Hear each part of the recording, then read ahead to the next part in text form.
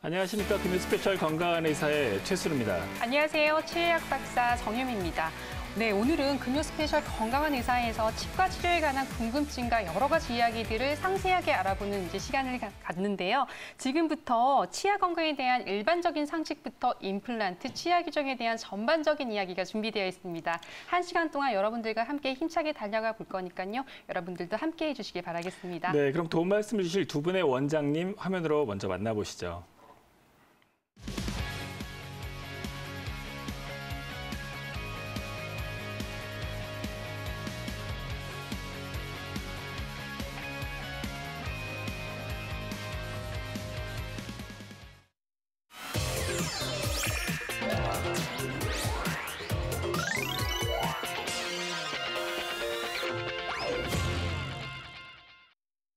네, 원장님들 안녕하세요. 안녕하세요. 반갑습니다. 네, 네. 안녕하세요. 안녕하세요. 네. 네, 치과에 내원하는 환자들이 자기 관련된 질환 이외에 평소 가지고 있는 궁금증에 대해서 물어보는 경우가 많을 것 같은데요. 그럼요. 굉장히 여러 가지가 있습니다. 잇몸 네. 치료할 때 네. 잇몸 치료제를 먹게 되면 혹시 잇몸이나 치아가 정말 탄탄해지는지, 그리고 또 임플란트 왜 해야 하는지, 혹시 양치질을 하고 나서 구강 청정제를 사용해야 하는 건지 정말 다양한 질문들을 하고 있는데요. 사실 뭐 치과라고 하면 어떻게 보면은 또 치료 외에도 관리적인 개념도 있기 그렇죠. 때문에 정말 가까이 하는 게 아닌가 싶은데요. 네, 그런 부분 사실 저도 많이 궁금하거든요. 네. 그래서 오늘 시청하고 계시는 많은 분들이 네.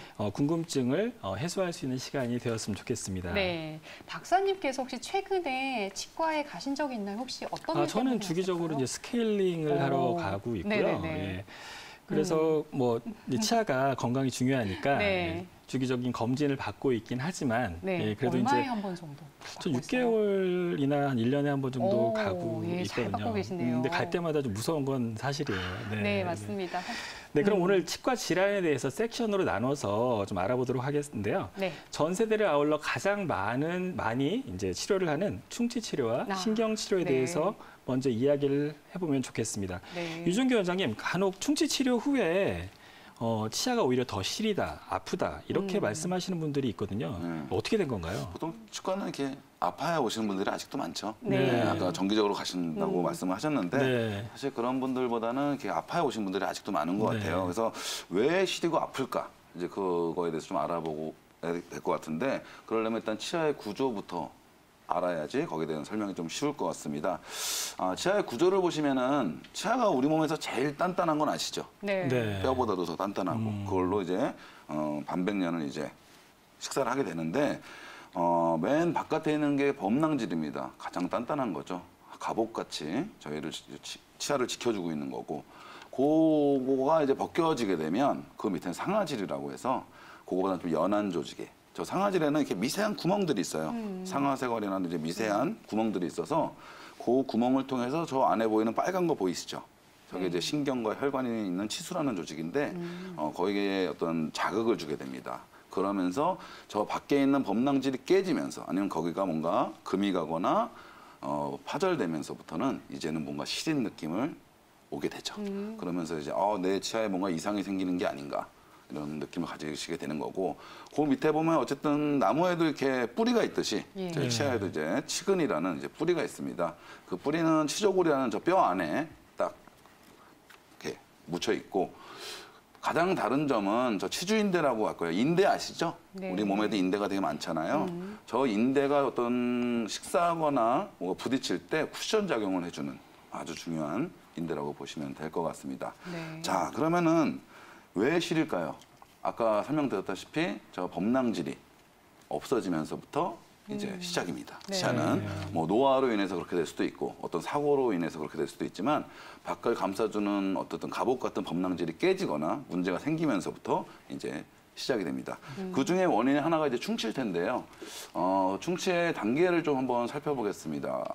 저 1단계, 총 4단계로 나뉘는데 첫 단계를 보시면 이제 범낭질, 아까 말한 그 갑옷에 생긴 거예요. 보통 보면 이제 까만 선 같은 걸로 이제 돼 있는 경우도 있고 갈색으로 된 충치들도 있는데 저 단계에서는 사실 치료를 해야 되느냐 안 해야 되느냐 아직도 논란이 많습니다. 치과에서도 많고 정지성 우수로 저 까만 1단계가 오래 지속되는 경우도 있기 때문에 사실은 조 단계에서는 좀 지켜볼 필요도 있다고 생각을 합니다. 근데 저 범낭질이 무너지는 순간부터 이제 증상이 조금씩 생기기 시작하죠. 이제 상아질까지 오게 되면 이제 약간 시린 느낌, 약간 씹을 때 약간 불편한 느낌이 오게 됩니다. 요때는 가셔야 돼요, 치과를. 요때는 가셔야 거기에 대해서 더 이상 저 치수 조절까지 가지 않고 신경치료까지 가지 않고 충치 치료를 끝내실 수 있기 때문에 이런 자각 증상이 있으신 분들은 빨리 가까운 치과를 찾아서 가시는 게 가장 현명한 선택이 된 것 같고요. 자, 이제 여기서 저 단계를 넘었어요. 저 단계를 참았어요. 참고 막 버텼어요. 되게 많죠, 네, 그런 네. 사람들.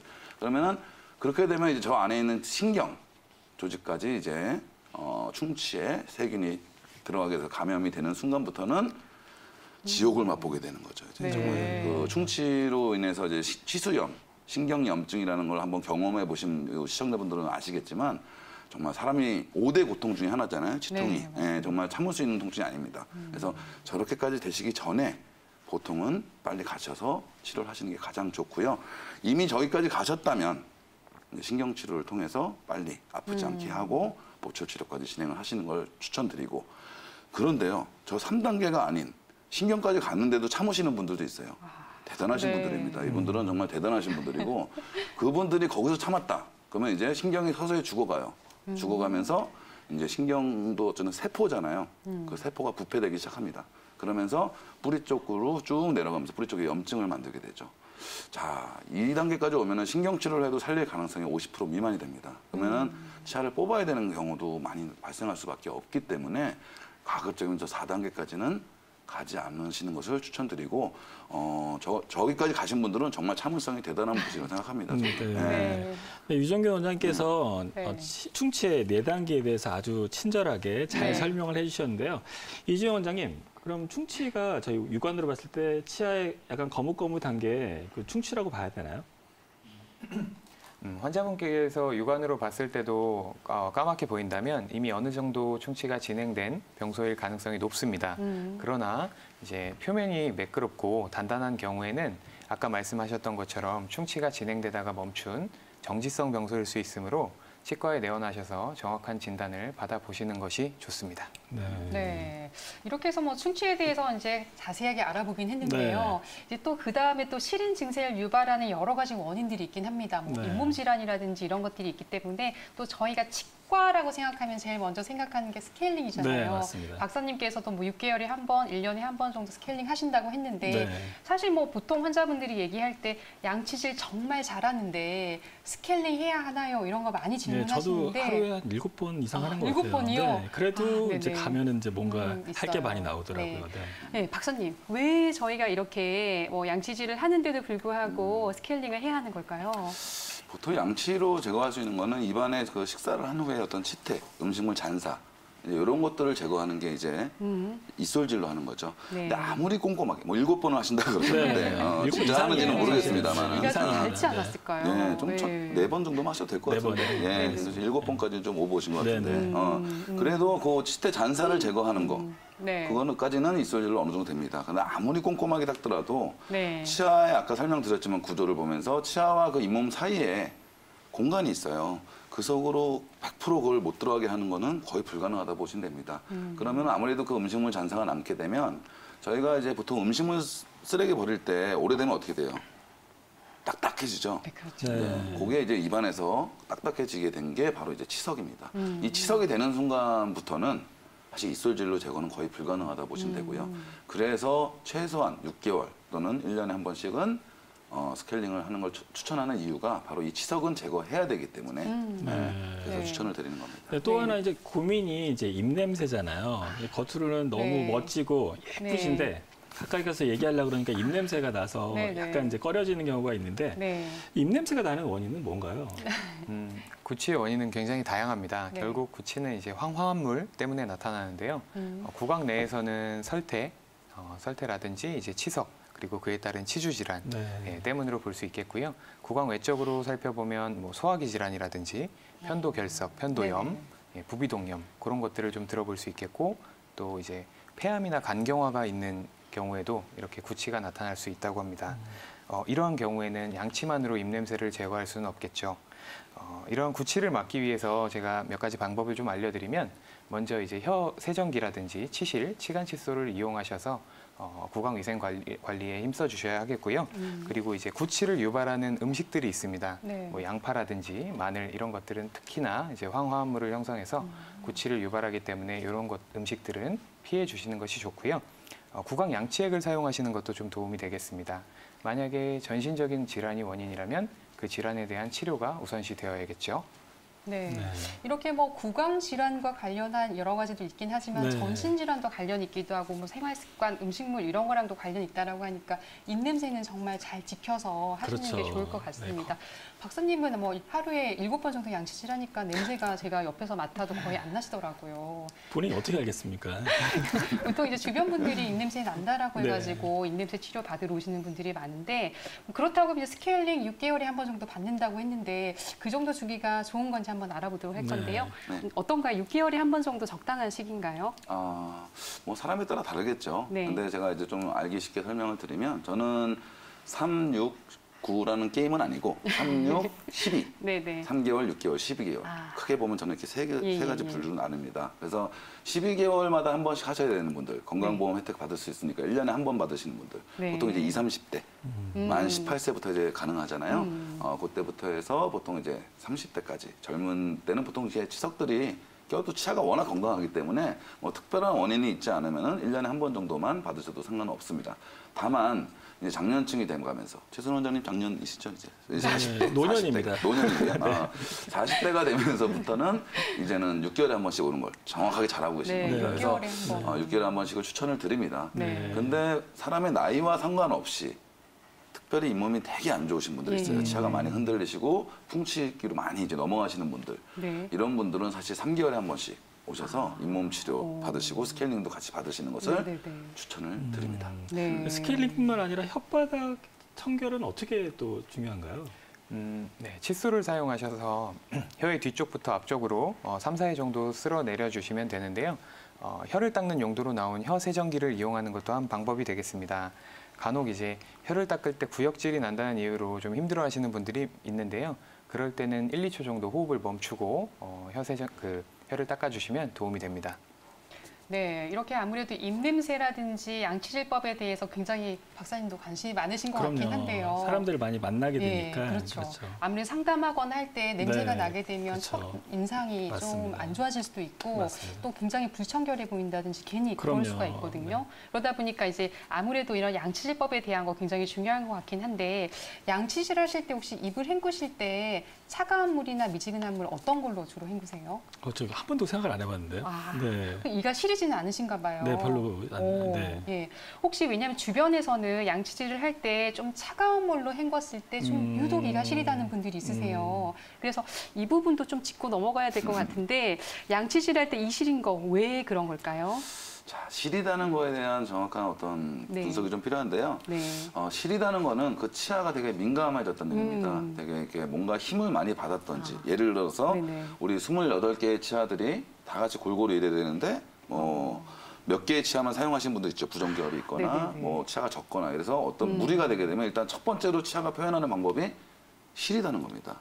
나 힘들어 네. 이런 겁니다. 힘들어. 그러다 보면은 이제 찬물 먹을 때 아까 말씀드린 시리다고 느끼시는 분들은 일단은 무언가 치아가 예민해졌다는 얘기예요. 네네. 예민해졌다는 얘기는 바로 어떤 치료를 요하진 않을 수 있지만 그래도 이 치아들이 뭔가 무리가 되고 있구나. 이 무리가 되는 원인이 뭘까? 한 번은 치과 가서 검진을 받아보시는 게 좋고요. 네. 그리고 시리다는 거에는 무리가 많이 된다 그랬잖아요. 자기도 모르는 사이에 잘 때 이를 악물다든지 이를 간다든지 하는 것들이 보통 이 시린 걸로 많이 넘어오는 경우도 많으니까 어쨌든 내가 시린 걸 간과하지 마시고 바로 치과 가셔서 이거의 원인이 과연 뭘까 좀 알아보시는 것도 좋다고 생각합니다. 네, 요즘 뭐 칫솔도 많잖아요. 네. 전동 칫솔도 있고 여러 가지가 네. 있는데 또 네. 누구는 그 전동 칫솔에 무리가 간다고 또 그런 얘기도 있고요. 네. 원장님은 어떤 칫솔을 쓰시나요? 뭐 치간 칫솔이나 아니면 치실 이런 것도 쓰시나요? 네, 저는 그냥 전동 칫솔은 사용하지 않고 있고요. 일반 칫솔을 사용하고 있는데 먼저 이제 처음에 말씀하셨던 거에 대한 얘기를 좀 드리면 이제 전동 칫솔이 너무 센 강도를 좀 세게 하게 되면 무리를 좀 줄 수 있을 것 같습니다. 네. 그래서 요즘 나오는 제품들은 이제 강도를 좀 조절할 수 있다고도 알고 있는데요. 적절한 강도로 사용하는 것이 좋겠습니다. 저 같은 경우에는 이제 부분적으로 잇몸이 내려간 부위가 있어요. 그래서 그 부위는 좀 시릴 수 있기 때문에 부드러운 몰을 이용해서 관리를 좀 하고 있고요. 그리고 부가적으로 치아 사이사이의 치태를 치실을 이용해서 관리하고 있는 편입니다.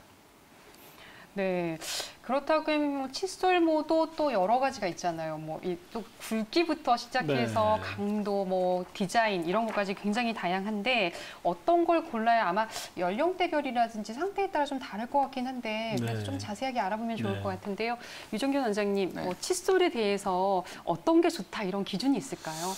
사실 뭐 저 치과 의사지만 네. 칫솔 모에 대해서 그렇게 정확하게 알지는 않습니다. 네. 저는 개인적으로는 이렇게 좀 넓은 거 좋아해요. 아. 넓은 게 빨리 닦고 네. 싶었어요. 성격이 좀 급해서 그런 걸 좋아하긴 하는데 네네. 어떤 칫솔 모에 대한 거 되게 중요하죠. 약간 네. 연한 모도 있고 네네. 되게 하드한 모도 미세한. 있고 그런 모가 있지만 보통은 정확한 양치질과 아까 이종 원장님 얘기하셨듯이 구강 보조 용품을 같이 쓰는 게 가장 좋다고 생각하고요.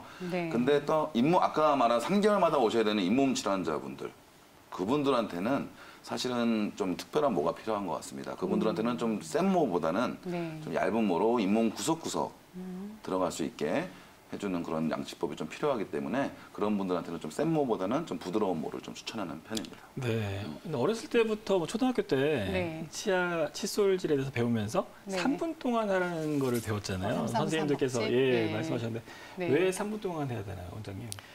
양치질을 이제 3분 동안 하라는 것은 네. 이제 최소 3분 동안은 하라는 겁니다. 그만큼 이제 구강 내를 네. 꼼꼼하게 닦으라는 의미입니다. 예. 이제 어떤 분들은 이제 3분이 지나면 모든 부위를 닦지 않아도 입솔질을 그만하시는 분들이 있어요. 예. 그러시면 안 됩니다. 네. 양치의 끝은 이제 치아 사이를 모두 골고루 닦았을 때 끝이 나는 겁니다.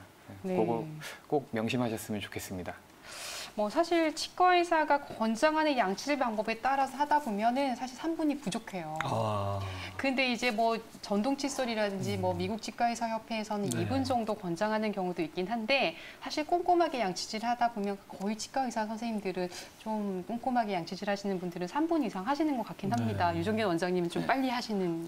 빨리 정확하시면 안 하지만 됩니다. 꼼꼼하게 네, 하시는 거고 그래서 시간보다는 꼼꼼한 정도가 굉장히 중요할 것 같기도 하기 넓은 걸로 때문에 하면 꼼꼼하지 않을 것 같은데.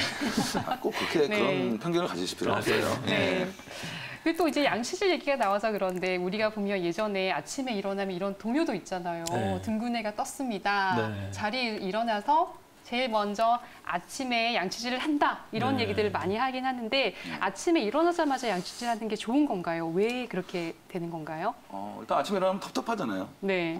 입이 좀 마른 경우가 많고 입을 벌리려고 자시는 분은 텁텁해서 입이 좀 이렇게 냄새도 좀 많이 나고 네네네. 좀 개운하게 양치로 시작하시는 건 나쁜 습관은 아니신 것 같고 예. 근데 어쨌든 아침을 또 드실 거 아니에요. 네. 그럼 또 해야셔야 식사하고 되잖아요. 나서가 예, 더 중요한 거예요. 그래서 저는 개인적으로는 예. 아침에 일어나서는 가글을 좀 하고 나서 그다음에 식사 후에 양치를 하는 편이고요. 예.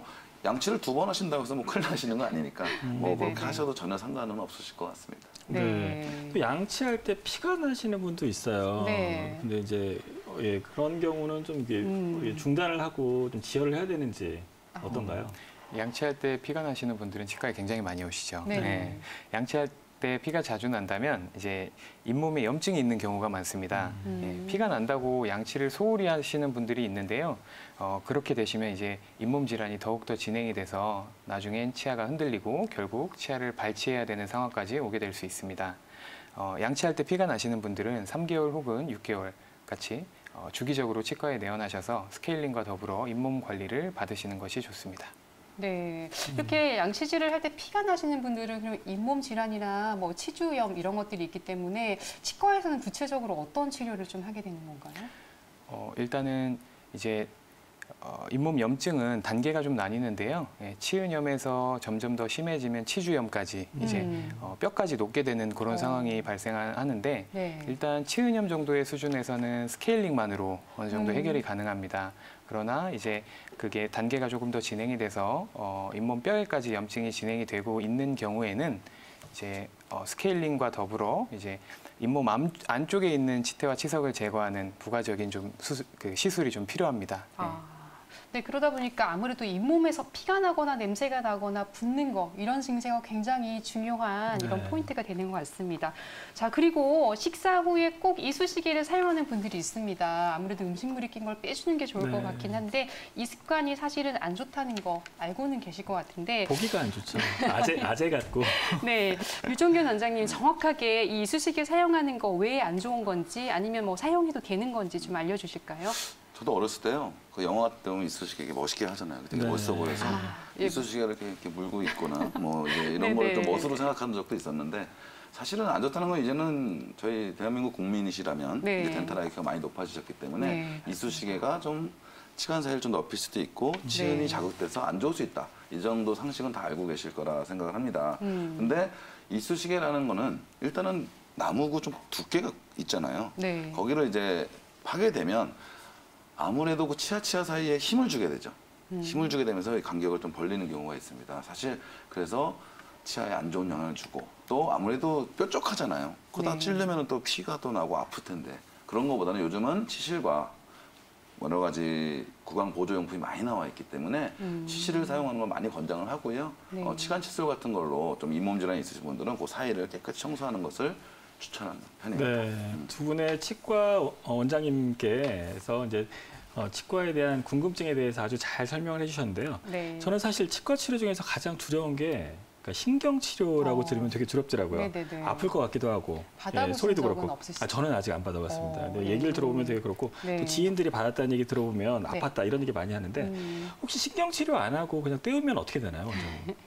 신경치료 안 하고 떼울 수는 없죠. 신경치료랑 떼우는 거는 완전 이제 별개의 치료죠. 네. 아까 충치의 단계 이렇게 설명드렸잖아요. 네네. 1, 2단계까지는 저희가 이제 떼우는 걸로 어떻게 막아볼 수가 있죠. 1단계나 2단계는 떼우는 걸로 막을 수 있지만 3단계가 간 순간부터는 이제 이미 신경에 감염이 네. 된 거예요. 감염이 됐을 때 보통 아주 어린 나이에서는 그 감염을 극복하는 경우가 나오긴 하는데 일반적으로는 이미 신경이 이미 감염이 돼서 이거는 신경치료를 해야 되는 그런 상황까지 갔다고 보시면 되고 신경치료가 옛날같이 이렇게 아프거나 그러지 않아요. 요즘 마취 기술도 많이 발달했고 신경치료 기술도 많이 진보해 있기 때문에 요즘은 신경치료 자체가 엄청나게 공포스러운 치료가 아니라는 거는 아마 시청자분들도 많이 알고 계실 겁니다. 네, 네. 맞습니다. 예전 같은 경우에는 신경치료 한다라고 하면 덜컥 겁을 먹기도 하고 네. 그러다 보니까 아무래도 신경치료 하지 않고 그냥 좀 견디면 안 되냐 이런 질문들 많이 그렇죠. 하시는 것 같아요. 근데 이제 보통 신경치료라는 게 어떻게 보면 최후로 치아를 살리기 위한 보존적인 치료이기 때문에 꼭 해야 하는 경우가 있단 말이에요. 근데 그래도 현재는 아프지 않은데 좀 신경치료 좀 미루면 안 되나요? 이렇게 물어보시는 분들이 있어요. 이미 뭐 충치는 신경까지 진행이 됐는데 이런 경우에 이주영 원장님께서는 어떻게 답변을 해주시나요? 일단은 저는 증상이 있는 경우에는 바로 네. 신경치료를 좀 들어가는 편입니다. 네. 예, 특히나 이제 밤에 음. 특히나 가만히 있는데도 으악하고 다음날 내원하시는 분들이 있거든요. 예, 그런 분들은 특히나 좀 신경치료를 통해서만 이제 해결이 될 수 있는 부분이 있기 때문에 네. 신경치료를 좀 들어가는 편이고요. 네. 방사선 사진상에서 뿌리 끝에 염증이 있는 경우라도 이제 통증이 전혀 없는 경우라든지 그럴 때는 이제 신경치료를 바로 들어가지는 않고요. 3개월에서 6개월 정도 이제 사진을 찍어서 이제 그 병소의 크기를 조금 보고 이제 크기가 커지거나 증상이 생길 경우 신경치료를 좀 들어가는 편입니다. 그리고 이제 통증이 없더라도 그 방사선 사진상에서 치근단 염증의 크기가 아주 큰 경우에는 신경치료를 들어가는 것이 좋다고 생각합니다. 네, 신경치료에 대해서 이제 네. 알아봤고요. 이제 이번에는 임플란트에 대해서 알아보려고 하는데요. 네. 65세 이상의 인구 중에 틀니나 임플란트 진료 인원이 최근 5년 새 평균 7.2%나 증가했다고 하더라고요. 네. 근데 예전에는 이제 부담 때문에 미루거나 이제 포기하는 경우도 있었지만 네. 갈수록 방법도 간단해지고 회복 기간도 당길 수 있어서 많이 시행하시는 것 같더라고요. 네네네. 실제로 뭐 우리나라 기술력도 굉장히 올라갔고 그리고 의사분들의 손재주가 정말 뭐 제가 지금 의사이기도 네. 하지만 정말 대단합니다. 네. 저희 한국 치과 의사분들이. 그렇기 때문에 적절한 치료를 통해서 또 우리가 뭐 100세 시대가 왔잖아요. 많잖아요. 네. 그러다 보니까 노인 연령이 늘어나면서 임플란트에 대한 이 관심도도 늘어나기도 하고 해야 되는 분들이 좀 많이 늘면서 이런 이제 결과가 나온 것 같기도 한데요. 실제로 이렇게 맛있는 것도 드시고 적절하게 또 이게 씹기도 하시고 네. 이런 부분 때문에 맛보는 걸 즐길 수도 있어야 되는데 이것 때문에 노후를 망칠 수는 없단 말이에요. 그렇죠. 그러다 보니까 임플란트를 하시는 분들이 많이 늘어나고요. 박사님께서 또 평소에 혹시 주변에 임플란트 하시는 분들에 대한 이런 것들 좀 많이 알고 계신가요? 그렇죠. 저는 안 해봤고요. 저희 어머니께서 임플란트 때문에 되게 많이 고생을 하셨어요. 뼈 이식도 하시고 그러셨는데 유준규 원장님 임플란트 많이 하잖아요, 요즘. 근데 아무래도 그 염증이나 이물감 때문에 걱정이 될 것 같은데 저도 사실 성형외과 의사인데 네. 보형물을 많이 쓰거든요. 그러면 이제 이물질을 몸에 넣는다는 게 사실 좀 이렇게 위험하고 또 그런 부분이 있을 것 같은데 임플란트는 어떤가요? 사실 임플란트라는 게 사실 치과에서 이제 되게 유명해졌지만 우리 몸에 어디에도 쓸 수 있는 사실 그렇죠. 보형물이잖아요. 네. 네, 마찬가지로. 특히 치과에 와서 완전 치과로 보면 노벨 의학상을 받을 만한 정말 아주 획기적인 발견이었죠. 이 임플란트는. 그래서 사진을 보고 좀 설명을 드리자면 저희 아까 제가 치아의 구조에 대해서 설명을 드렸죠. 설명을 드렸고 그 옆에 이제 임플란트가 이제 같이 나와 있습니다. 좀 구별을 해서 보자면 뼈에 뿌리가 있는 거 일반 자기 치아는 뼈에 뿌리가 있는 건 똑같습니다. 임플란트도 뼈에 들어가서 식립이 돼 있는 거고 그 위에 있는 우리 치아의 모양 저희가 보통 보게 되는 치아의 모양 그거랑 비슷하게 만들어서 나사로 체결하는 방식이 이제 임플란트라 보시면 되고 두 개의 차이점도 좀 알고 계시면 좋을 것 같은데요. 뭐 차이점이 뭘 것 같으세요? 임플란트와 자기 치아. 인조 물질과 자기 물질. 뭐든지 자기께 제일 좋죠. 그렇죠. 자기께 제일 좋죠. 그래서 근데 그거 자기 치아는 어쨌든 아까도 치주 인대가 있다 그랬잖아요. 뿌리 쪽에. 그러니까 어찌됐든 자기가 쿠션이 있기 때문에 저희가 부딪히는 거에 대한 쿠션을 가질 수가 있습니다. 저희가 차를 강철로 만들지 않잖아요. 왜냐면은 그 쿠션을 바로 받게 되면 또 오히려 사고가 더 크게 나니까. 그런 것 같이 어떤 쿠션이 있어야 됩니다. 근데 임플란트는 쿠션이 없어요. 그게 유일한 단점이라고 보면 되고 그게 가장 자연치와 유사하게 만들 수 있지만 자기치와 임플란트의 가장 큰 차이는 그 쿠션감. 그리고 자각 증상, 신경이 없기 때문에 저게 완전히 망가질 때까지는 환자분이 몰라요. 네, 그렇기 때문에 저 임플란트 하신 분들은 특히나 정기적인 검진이 꼭 필요하시다는 거 기억하고 계셨으면 좋겠습니다. 임플란트를 자연치아처럼 이렇게 뿌리 깊게 만들었는데 쿠션감이 없고 자각 증상이 없어서 주의해야 된다 이렇게 말씀하셨습니다. 맞습니다. 거의 사실 임플란트는 그래도 자연 치아의 거의 기능의 90% 이상을 할 수 있기 때문에 그래도 뭐 틀니를 때보다 훨씬 편리하고 이런 부분들이 생기긴 했지만 반드시 유지 관리 중요하다는 거 이런 점 말씀해 주셨고요. 자, 근데 아무래도 이런 질문들 많이 받을 것 같긴 한데요. 임플란트 좀 한 번 신고 나면 평생 쓸 수 있지 않을까 좀 기대하는 거죠. 그렇죠. 그래서 이런 부분들에 대해서 이주영 원장님 어떻게 말씀하시나요? 임플란트의 수명은 평균적으로 10에서 20년 정도로 보고 있습니다. 그런데 이는 이제 환자분의 구강 위생 관리에 따라 천차만별입니다. 어떤 분들은 20, 30년 동안 별다른 탈 없이 쓰시는가 하면 어떤 분들은 5년도 안 되어서 임플란트를 제거해야 되는 경우도 있습니다. 관리가 잘 되지 않을 경우에는 자연치에서 잇몸 질환이 생기는 것처럼 임플란트에서도 임플란트 주위 뼈가 녹게 돼서 이제 임플란트가 흔들리게 돼서 빼야 되는 그런 임플란트 주위염 그런 질환이 생길 수도 있는데요. 특히 임플란트에는 아까 유종균 원장님께서 말씀해 주셨듯이 그 치아 뿌리를 감싸고 있는 치주인대 그 쿠션 그 역할을 하는 조직이 없기 때문에 세균 감염 억제력 또한 좀 떨어집니다. 그래서 임플란트 주위염에 쉽게 노출되는 경향이 있기 때문에 임플란트를 심으신 분들은 원래 치아에서보다 구강 관리를 더욱더 힘써 주셔야 하겠습니다. 네, 사실 임플란트를 했다는 것 자체가 어쨌든 사고로 상실하거나 아니면 어떤 구강 습관이 좋지 않아서 잇몸 질환이 생겨서 상실하는 경우가 많기 때문에 이게 임플란트를 했다고 해서 뭐 하루아침에 이 습관이 바뀌거나 하지 않거든요. 그렇기 때문에 임플란트를 하고 난 전후에는 더욱더 잇몸 치료를 잘 해주시고 관리를 하셔야 된다는 거 잊지 말았으면 좋겠고요. 일단은 임플란트를 하셨다라고 하면 치과와 가까이 해야 된다는 거 말씀해 주셨습니다. 생방송으로 보내드리고 있는 금요 스페셜 건강 의사와 함께하고 계십니다. 네, 오늘은 유종균 원장님 그리고 이주영 원장님과 함께 구강 건강과 치과 치료에 대한 전반적인 이야기를 나누고 있는데요. 계속해서 치과에 대한 이야기 이어가 보도록 하겠습니다. 네. 자, 그리고 임플란트에 의해서 이번에는 치아 교정에 대한 얘기를 하면 좋을 것 같은데요. 이왕이면 다홍 치마라고 좀 이뻐지고 또 교합이 좋고 이런 경우라고 하면 훨씬 더 사실 저희가 좋을 것 같긴 하거든요. 예를 들어서 아이들의 경우에 성장에 문제가 있어서 안면 비대칭이 생겼다거나 아니면 주걱턱 같은 것들이 생겼다라고 하면 이걸 바로잡기 위해서 어쩔 수 없이 치아 교정을 해야 되는 경우가 있긴 한데요. 혹시 박사님 자녀는 어떠세요? 네, 제 아이는 주걱턱보다는 턱이 작아서 한번 교정을 받은 적이 있어요. 그래서 네네네. 얼굴에 뭐 이렇게 씌우고 밤에 예, 이렇게 고생을 했던 적이 있었습니다. 예. 근데 예전에 저희 어렸을 때는 치아 교정이 비싸서 아무나 접근을 못 했거든요. 네. 특히나 또 지금 태국에 가보면 네. 그게 치아 교정이 부의 상징이래요. 네, 그래서 맞아요. 교정할 필요가 없는 사람이 장치를 장식품 끼고 있는 같이. 것을 끼고 있는 걸 보는데요. 네. 요즘 이제 인터넷에 보면은 너무 싼 그런 그 교정 그 가격을 내세우는 예. 병원들이 꽤 많더라고요. 맞습니다. 예, 이거 어떤가요, 그런 거는? 자, 이렇게 해서 보면 아무래도 이렇게까지 해도 되는가 싶을 정도로 정말 저렴한 비용으로 이렇게 그러니까요. 홍보를 하고 네. 이런 경우가 있긴 한데 원장님들이 또 여러 가지 이런 피해를 안 보려고 하면 우리가 이것 때문에 또 치과 한참 치료를 하고 있다가 문을 닫는다든지 이런 치과들이 좀 있었단 말이에요, 네. 최근에. 그러다 보니까 또 이 피해는 고스란히 환자분들한테 간단 말이에요. 그러다 보면 이런 부분의 피해를 안 보려고 하면 우리가 어떤 치과를 찾으려고 할 때 어떤 부분을 꼼꼼하게 따져보는 게 좋을지 한번 알아보면 좋을 것 같은데 원장님, 어떤 게 중요할까요?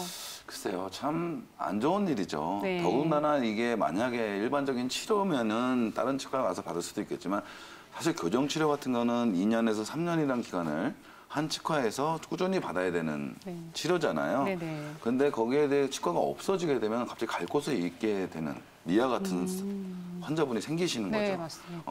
그래서 그거에 대해서 정말로 안타까운 일들도 많이 벌어지고 또 이제 좋으신 또 원장님들이 그 환자분들을 받아주셔서 다시 이제 이 치료를 이어가는 경우도 되게 많은데요. 자, 이걸 어떻게 알 수 있을까요? 아까 설명 간단하게 해주시긴 했지만 일단 과도한 가격이나 딱 이거 이 가격에 교정할 수 있어? 네. 이런 광고나 어떤 현혹적인 말들로 이제 유혹하는 그런 치과에는 한 번은 의심해 볼 필요가 있지 않을까 생각이 들고요. 네. 그리고 어쨌든 오랫동안 그 원장님들의 그 경력이나 이력도 꼼꼼히 살펴보시고, 그리고 여러 가지를 해야 이런 일이 벌어지지 않습니다. 그래서 혹시나 이런 일이 벌어지신 분들, 이제 시청자분들 이런 일이 벌어지신 분들은 그래도 저희 치과는 우리나라는 치과 많잖아요. 네, 좋으신 네. 분들 많고 너무 낙심 마시고 더 좋은 원장님을 만나기 위해서 그런 거다 이렇게 좋게 생각하시면 될 것 같습니다. 네, 네. 저희 주변에 보면은 전반적으로는 괜찮은데 부분적으로 네. 저기만 좀 이렇게 치아가 골았으면 좋겠다 이런 네. 분들이 있거든요. 예. 이렇게 덧니가 있거나 예. 아니면 돌출돼 있어서 신경 쓴다든지 그런 부분에서 부분적으로 교정하는 방법들이 있나요? 네, 맞습니다. 흔히들 많이 하시는 전체 교정 외에도 부분 교정을 통해서도 교정을 하실 수 있는데요. 네네. 어금니 배열은 괜찮고 이제 교합도 좋은데 앞니 쪽이 부분적으로 삐뚤빼뚤하다거나 덧니가 있거나 이런 분들이 부분 교정을 통해서 교정을 하실 수 있는데요. 이때 사용하실 수 있는 방법은 두 가지 정도로 볼 수 있습니다. 먼저 첫 번째로는 이제 앞니부터 송곳니 혹은 작은 어금니까지 이제 바깥쪽 이 볼 쪽에 작은 튜브를 붙여서 치아를 배열하는 방법입니다. 네. 부분 교정의 경우에는 이제 큰 어금니 쪽을 잘 건드리지 않기 때문에 이용할 수 있는 공간이 좀 제한적입니다. 따라서 이제 공간이 부족한 경우에는 이 앞니 사이사이를 조금 삭제를 해서 공간을 확보한 다음에 치아를 배열하게 됩니다. 두 번째로는 이제 개개인의 치아의 그 형태에 맞게 치아 안쪽에 이제 교정 장치를 형태에 맞게 고안된 장치를 치아 안쪽에 붙여서 이제 밖에서 보이지 않게 심미적으로 설측으로 교정하는 설측 교정 방법이 또 있습니다. 이렇게 이제 치아 교정 때문에 걱정하시는 분들 중에 기간이라든지 전체로 붙이는 거에 대한 부담감이 있는 경우도 있고요. 뭐 아프기도 하고 불편하기도 하니까. 그런데 또 바깥으로 보이는 게 싫어가지고 교정을 미루시는 분들도 있는데 네. 지금 원장님께서는 부분 교정을 할 때 이 부분에 대해서 설칙으로 안 보이게 교정할 수 있다고 말씀해 주셨거든요. 근데 이제 이런 모든 과정에서 이제 저희가 또 앞니가 벌어지신 분들도 이것 네. 때문에 또 교정하시는 분들도 있어요. 예를 들어서 이제 삐뚤삐뚤한 경우라고 하면 당연히 나는 교정을 해야겠다라고 생각하는데 우리나라에서 또 앞니가 벌어지면 복이 달아난다 이런 말씀 많이 하거든요. 그렇죠. 그러다 보니까 이것 때문에도 또 걱정해서 교정을 해야 되나 고민하시는 분이 있을 것 같은데 이런 부분들은 어떤 식으로 교정을 진행하게 되나요? 네, 앞니 사이가 벌어지는 것은 치아의 크기가 고래 크기보다 작거나 선천적으로 치아가 결손되었을 때 주로 나타나게 되는데요. 이렇게 치아 사이가 벌어졌을 경우에도 이제 고정식 교정 장치를 이용해서 교정을 할 수 있습니다. 네. 치아를 먼저 배열한 다음에 고무줄을 이용해서 이 치아 사이의 공간을 닫는 치료를 할 수 있겠고요. 이러한 교정 치료뿐만 아니라 이제 라미네이트나 이제 그 크라운과 같은 보철 치료를 이용해서도 이렇게 공간을 좀 닫는 그런 치료를 좀 할 수 있겠습니다. 네. 네, 비발치 교정 부분에 대해서 좀 알아봤고요. 상황에 네. 따라서는 교정 발치를 해야지 교정을 할 수 있는 경우가 네. 있을 것 같은데요. 네. 네, 아까도 말씀드렸듯이 이제 부분 교정은 이제 정말 할 수 있는 케이스가 조금 제한적입니다. 예를 들면 돌출입이라든지 심한 덧니, 개방교합과 같은 경우에는 이제 부분 교정을 적용할 수 없고요. 이러한 경우에는 전체 교정을 하셔야 됩니다. 교정을 시작하기 전에 저희가 일반적으로 파노라마 그리고 옆사진 그리고 구내 사진과 같은 여러 정보들을 좀 얻게 되는데요. 그러한 정보들을 통해서 환자분을 다방면에서 좀 진단을 하게 됩니다.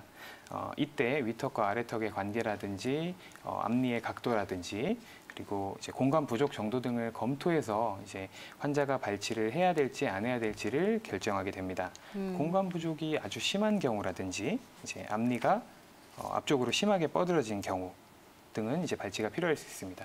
이 사진을 보시면 지금 또 이제 공간이 굉장히 좀 부족해 보이죠. 이러한 경우는 발치를 통해서 교정을 좀 진행하실 수 있겠습니다. 네. 네.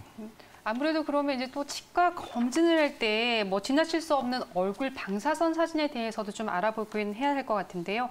혹시 눈에 띄지 않는 치아 속에 있는 잇몸 상태를 보려면 엑스레이를 어쨌든 찍게 되잖아요. 그렇죠. 네. 치과에서는 엑스레이를 빼뜨릴 수가 없게 되는데 치료 후에도 이 경과를 보기 위해서 여러 번 다시 찍는 경우가 있긴 하거든요. 네. 근데 엑스레이를 이렇게 좀 자주 찍어도 되는지 많이 물어보시는 것 같은데 자주 찍어도 되는 건가요? 네, 많이 물어보세요. 그쵸. 아무래도 방사선 엑스레이가 몸에 안 너무 많이 했을 때 안 좋은 좋다니까. 건 모두 알고 계시니까. 네. 근데 사실은 치과에서 사용하는 엑스레이는 네.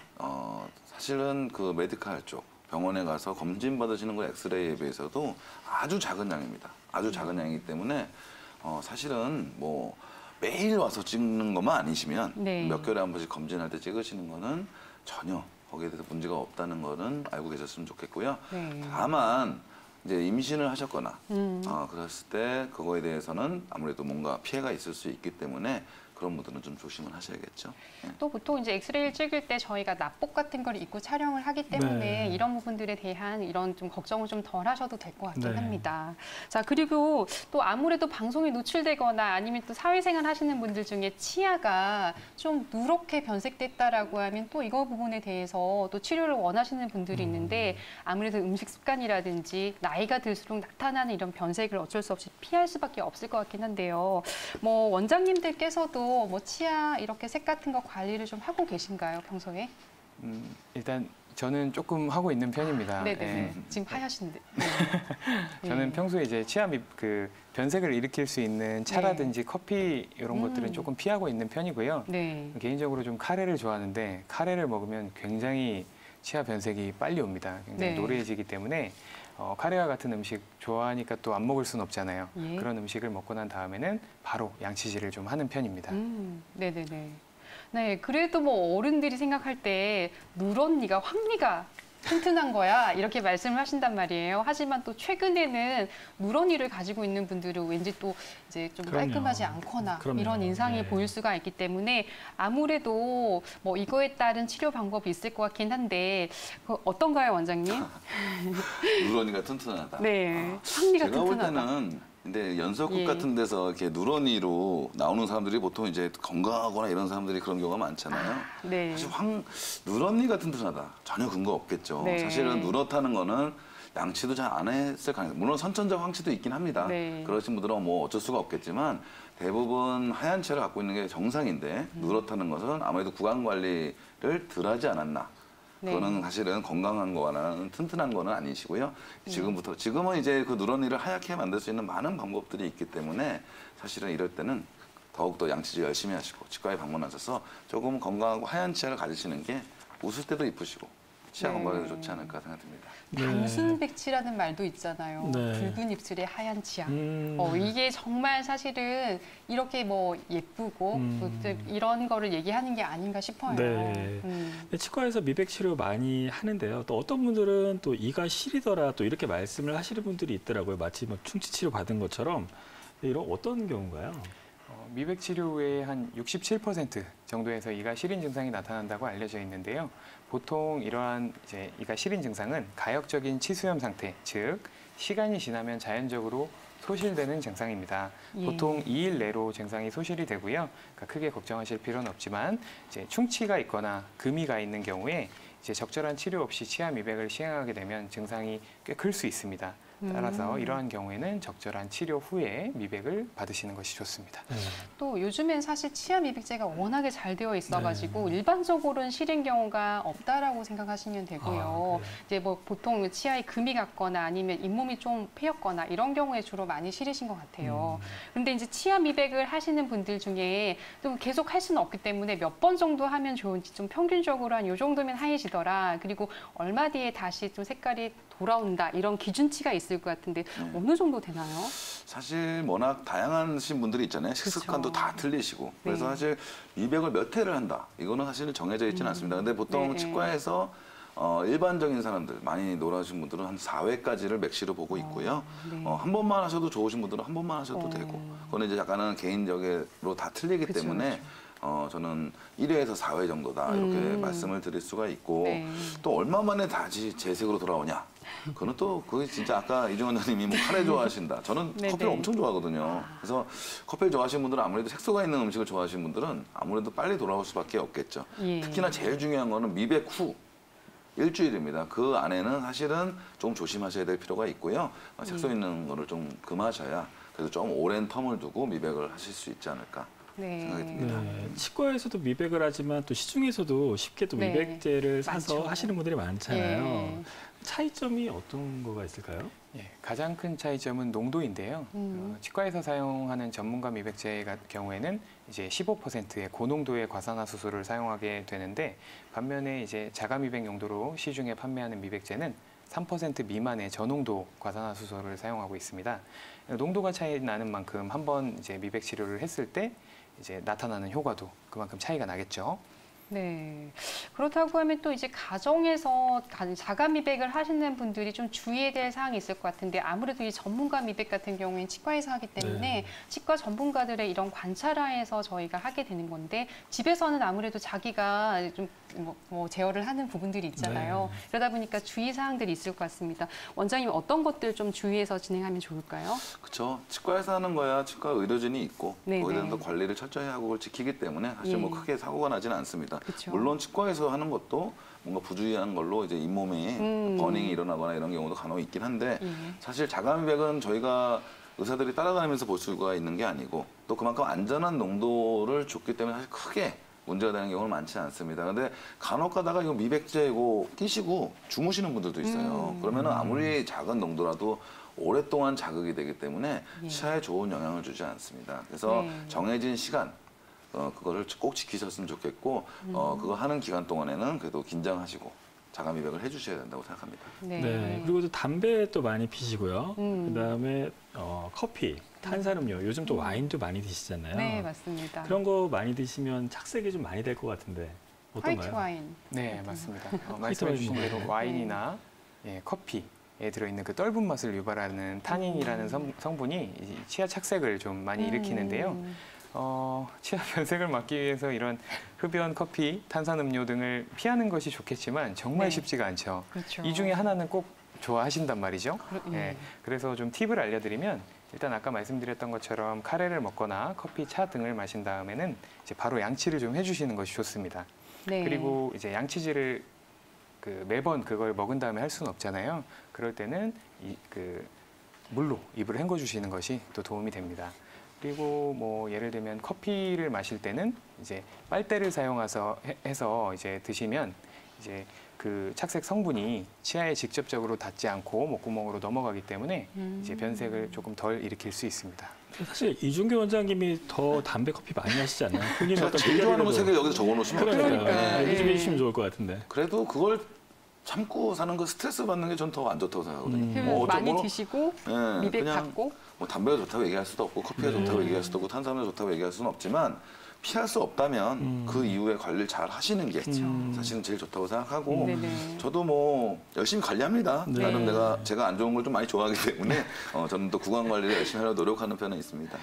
아니, 정유미 원장님도 와인 좋아하시잖아요. 최근에 뭐 소믈리에 자격증도 땄다고 그러시던데. 네, 맞습니다. 네. 와인은 어떻게 저는 아까 대략 조금 말하긴 했는데 이 레드 와인보다 화이트 와인을 좀 마시면 착색이 좀 덜 되기 때문에 고기 먹을 때는 레드 와인 먹어야 되잖아요. 그렇죠. 근데 당연히 또 그렇게 하고 유정균 원장님처럼 저도 관리를 정말 열심히 하고 미백도 다른 분들보다 좀 자주 해서 이 색깔을 좀 유지하려고 많이 노력을 합니다. 근데 본인이 즐겨야 한다라고 하면 그만큼 더 관리를 해야 한다는 거 이거 이 점 명심하시면 되고요.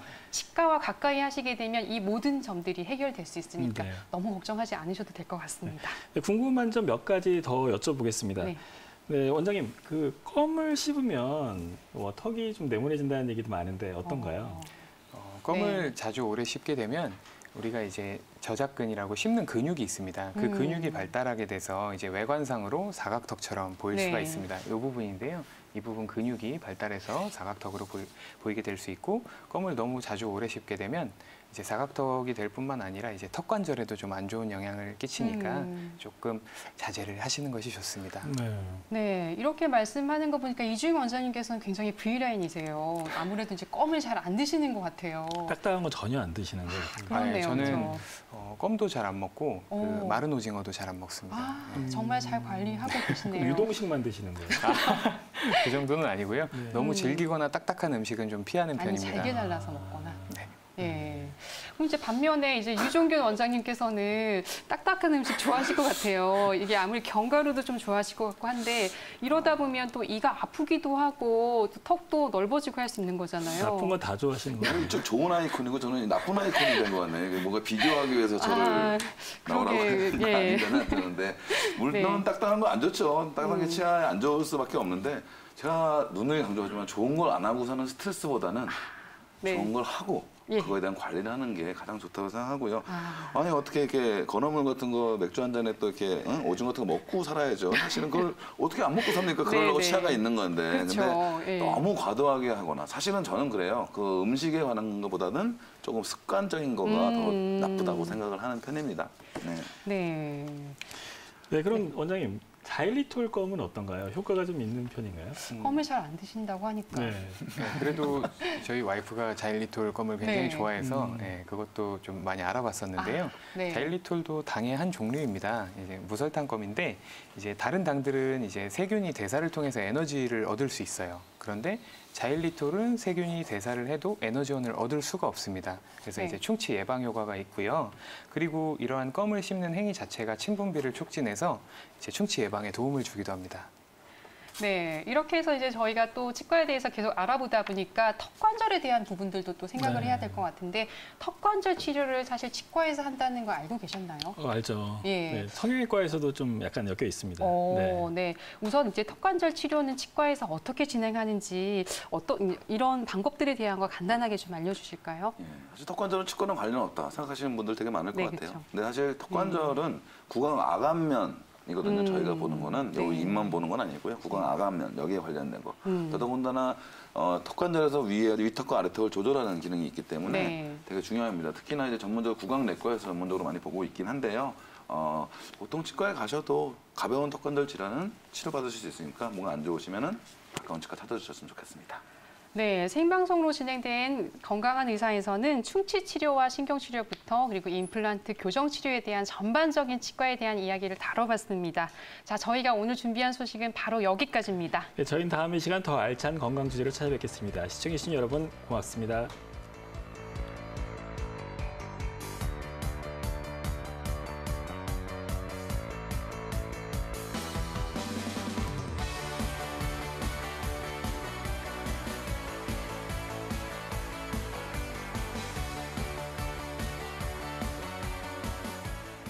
본 방송은 의료 정보에 대한 제공일 뿐 의료 정보에 대한 과시는 위험을 초래할 수 있고 모든 치료에는 부작용이 동반될 수 있습니다.